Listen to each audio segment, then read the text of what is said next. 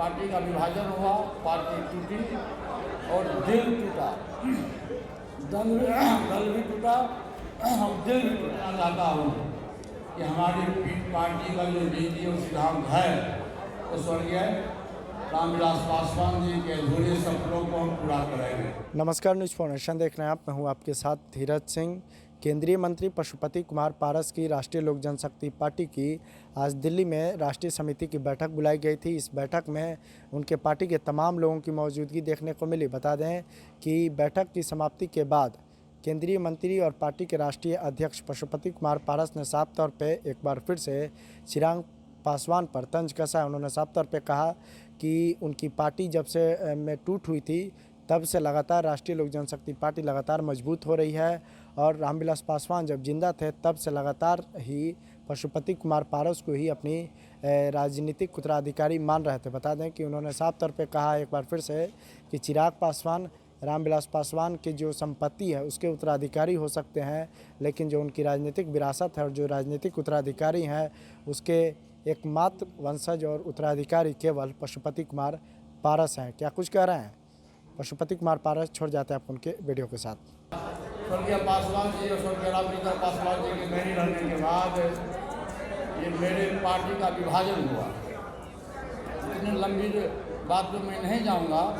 Party का विभाजन हुआ, पार्टी टूटी और दिल टूटा, दल भी टूटा और दिल भी टूटा। और दो खेल में हमारी पार्टी है, हमारा परिवार दो खेल में है।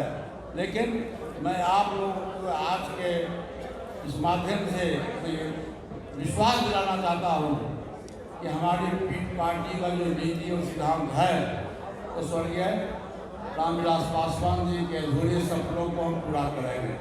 उनके द्वारा जो भी कार्य किए गए, खास करके जो हम दलित भाई हैं, पिछड़ी जाति के भाई हैं, सभी लोगों के लिए जो ऊँची जाति के गरीब लोग हैं उनकी बात वो करते थे और उनके सपनों को साकार करेंगे। बाबा साहब भीमराव अम्बेडकर को 40 वर्ष तक देश में कांग्रेस की सरकार रही, लेकिन उसने अपमानित किया। बाबा साहब भीमराव अम्बेडकर को कोई सम्मान नहीं दिया। पहली बार बीपी सिंह जी 19 में जब बीपी सिंह देश के प्रधानमंत्री बने, उस पर लेबर और वेलफेयर मिनिस्टर के रूप में पासवान जी थे और उन्होंने ही बीपी सिंह जी को सलाह दिया कि सर, डॉक्टर भीमराव अम्बेडकर जी देश के महान विचारक थे, देश के संविधान निर्माता थे और उनका सेंट्रल हॉल में उनकी मूर्ति नहीं है।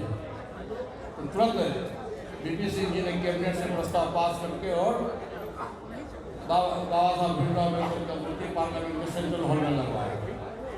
दूसरा उन्होंने प्रस्ताव दिया कि बाबा साहब भीमराव अम्बेडकर के बड़े समाज सुधारक थे, संविधान निर्माता थे, लेकिन सभी लोगों को भारत रत्न की उपाधि दी गई, कि बाबा साहब भीमराव अम्बेडकर को भारत रत्न की उपाधि नहीं दी गई। ये स्वर्गीय पासवान जी का देन है कि बाबा साहब भीमराव अम्बेडकर को दिलवाया, उन्होंने भारत रत्न की उपाधि दिलवाया। 14 अप्रैल जो बाबा साहब का जन्मदिन है उस दिन उन्होंने छुट्टी घोषित करवाया और आज से 4-5 दिन पहले भारत सरकार के द्वारा भी नोटिफिकेशन हो गया और छुट्टी का। तो पासवान जी ने नारा था कि मैं उस घर में दिया जलाने चला हूँ जहाँ सदियों से अंधेरा है। तो देखिए हमारी पार्टी छोटी पार्टी है, लेकिन हमारी पार्टी का संगठन बड़ा है, हम लोग का दिल विशाल है, बड़ा है। अभी बिहार में हम लोग 5 सांसद हैं। एक नवनिर्वाचित हमारे विधान पार्षद के भूषण कुमार जी हैं। तो हम लोगों का जो 6 आदमी का टीम है प्लस पार्टी का जो संगठन है, तो संगठन में हम लोग बिहार में एनडीए गठबंधन के सहयोगी दल है और अभी बिहार में आप देखिएगा तो कोई दूसरा सहयोगी दल एनडीए गठबंधन में नहीं है सिवाय हमारी पार्टी छोड़। और हम लोगों का गठबंधन जब हुआ था उसमें पासवान जी जीवित थे। 2014 में एनडीए गठबंधन में हम गए थे, आप थे उस समय एनडीए गठबंधन में गए थे और उस समय से आज तक हम लोग एनडीए गठबंधन के पार्ट हैं। कुछ लोग हमारे दल छोड़ कर चले गए। मतभेद इसी बात का था कि भाई तुम लोकसभा का सदस्य बने हो और लोकसभा के सदस्य बने हैं एनडीए गठबंधन में, तो विधानसभा में भी हमको एनडीए गठबंधन के तहत चुनाव लड़ना चाहिए। लेकिन पता नहीं कहीं से कोई सपना दिखला दिया कि अगर तुम अकेले लड़ोगे तो बिहार का मुख्यमंत्री बन जाओगे। अगर बिना पूंजी का कैसे होगा? एक भी एमएलए तुम्हारे पास में नहीं है। ये डेमोक्रेटिक सिस्टम है, प्रजातंत्र की व्यवस्था है। प्रजातंत्र में जिसके पास में बिहार विधानसभा में अधिक से अधिक सदस्य होगा वही बिहार का मुख्यमंत्री बनेगा। देश में सबसे अधिक पार्लियामेंट का मेंबर जिसके पास होगा वो देश का प्रधानमंत्री। तो उसी आधार में हमारी पार्टी टूटी कि खैर बिल्कुल खुशी है। और मैं बार बार ये कहता हूँ कि पासवान जी हिंदू लॉ में है कि पिता के संपत्ति पर बेटे का अधिकार है। वो अधिकार है जो उनका बेटा, उसको अधिकार है पिता। लेकिन मैं पासवान जी का राजनीतिक उत्तराधिकारी हूँ। अब मैं आपको उदाहरण दूंगा कि जब पासवान जी अलौली से हाजीपुर लोकसभा के सदस्य निर्वाचित हुए, उस समय मैं टीचर था। पासवान जी ने मुझको ही बुला के कहा कि भारत को अलौली से चुनाव लड़ो, और मैं वहाँ से चुनाव लड़ा और बिहार में 7 बार बिहार विधानसभा का सदस्य रहा। जब हाजीपुर से पासवान जी जब राज्यसभा सदस्य गए, उन्होंने मुझको ही बुला के तुम हाजीपुर का उन्होंने प्रभार दिया कि नहीं तुम लड़ो, हाजीपुर हमारी माँ है, मैं जानता हूँ कि तुम भी हाजीपुर की सेवा करोगे।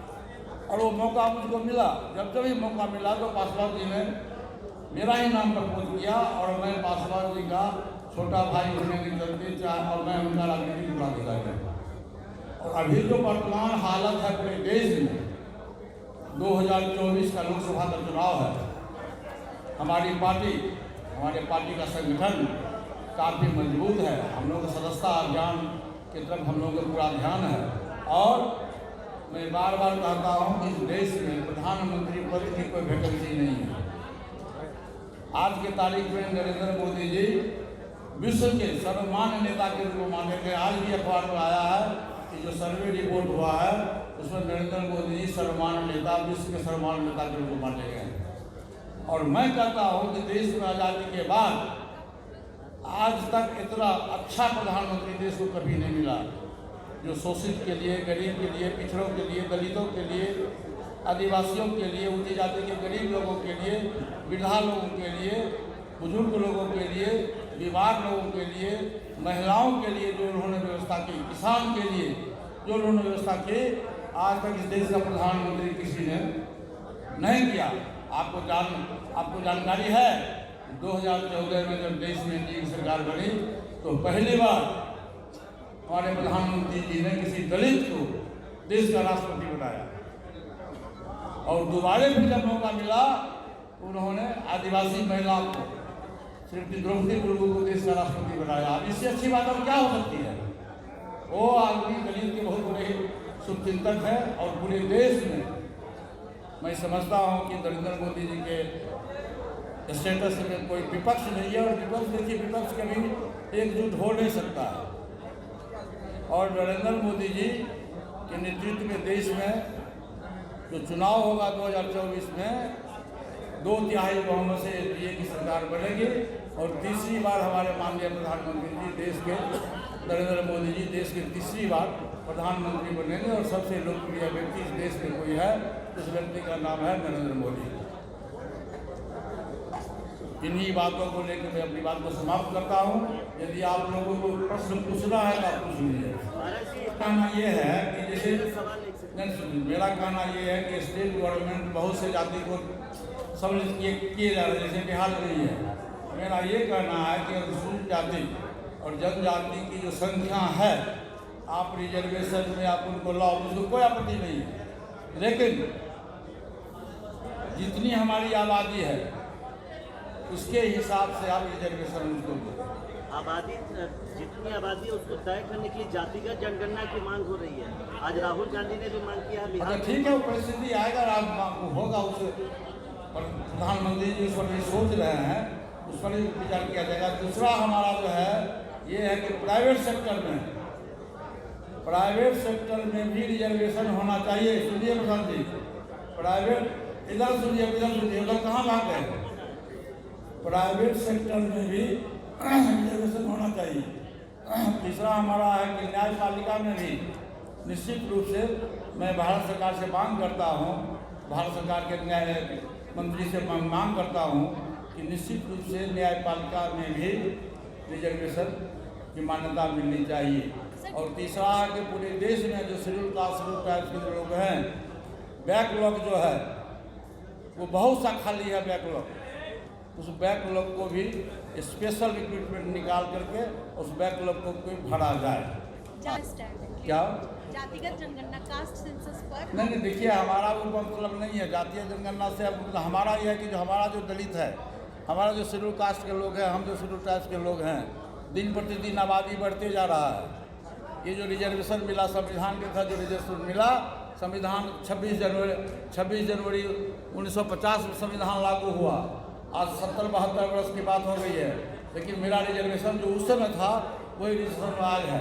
इसलिए मेरा कहना है कि आबादी के आधार पर जब भी हो रिजर्वेशन मिलना चाहिए। ठीक है। दूसरा सवाल है, बिहार के बाहुबली नेता आनंद मोहन जो कि सरकारी सेवक की हत्या के लिए